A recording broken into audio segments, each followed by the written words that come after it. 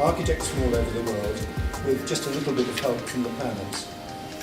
As soon as the American architects had stirred things up, then architects from all over the world wanted to come to work in the city.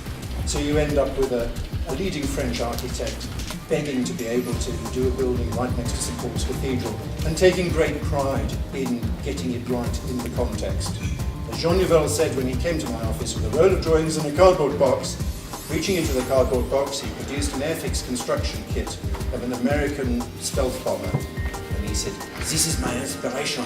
I have to fly under the radar of St. Paul." And I believe he has flown under the radar of St. Paul. And he's produced something which tourists come to photograph. About 4 years ago, the editor of the Time Guide to London, the Tourist Guide to London, approached me and said they'd like 2 pages on modern architecture in the City of London. The average Joe tourist was coming to the City of London, not just to see St. Paul's Cathedral and the round churches, but coming to see modern commercial architecture. Nothing in the appearance of the street suggested this significance.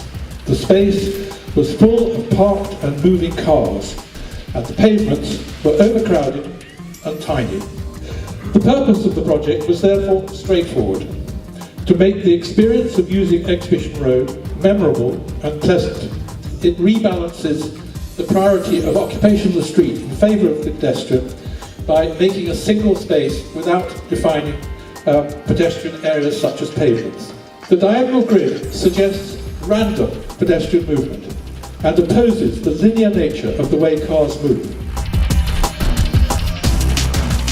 The opportunity for me was really to create a commercial building, not a flexible one, but a commercial building which can really deeply express the atmosphere and the character of a brand. It's like a little sculpture on the Champs-Élysées because the folded glass emerges a little bit from the alignment, and the idea was to tell to the public who are working on the place that it's a very strange building, all glass, and they have to discover which brand is inside.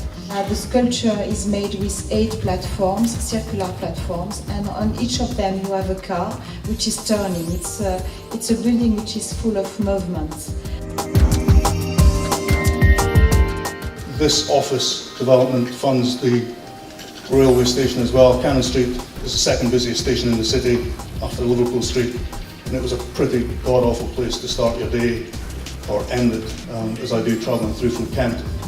The diagram for the station was actually almost as simplistic as the office building diagram, which was to do with enhancing these divergent east and west flows of people, and perhaps the most difficult thing of all was persuading both Hines and Network Rail that we were going to remove the value of the retail at the back of the pavement and try and create this large public space with the entrance to the office in the middle.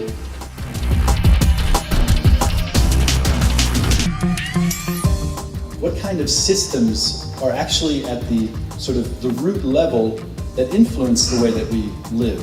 This is Eurostat. This is an area where both Julian and I have been working. It is 40,000 people, brand new city, or neighborhood outside of Copenhagen, which is connected with a 24-hour metro that runs every 6 minutes. No timetables. You go, if you just missed one, you wait 6 minutes, the next one comes. The subway was built first, meaning they built a subway to nowhere because there was no one living here. That's trust. It has 500 units of housing and no parking spaces. So you are actually inclined to take the public transportation or ride a bike. And that's why we actually created a ramp that takes you from the street level all the way to your 10th level apartment. You can either bike up or bike down. All the elevators are sized for a bike. If you look at the water, this is one of the things that I think is even more interesting. The storm water, dealing with water runoff of the hard surfaces.